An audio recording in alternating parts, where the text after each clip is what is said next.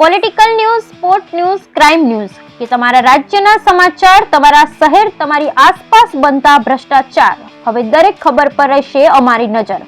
હંમેશા સત્યની સાથે રહેશે ગુજરાતનું સર્વશ્રેષ્ઠ ન્યૂઝ ચેનલ વિશ્વાસ 24 ન્યૂઝ ગુજરાતી. બનાસકાંઠાના ધાનેરા ખાતે પીએમ પોષણ યોજના સંઘ જિલ્લો બનાસકાંઠા. આજે ધાનેરા ખાતે નાયબ કલેક્ટર શ્રી, ધાનેરાના મામલતદાર સાહેબ શ્રીને આવેદનપત્ર આપવામાં આવ્યું.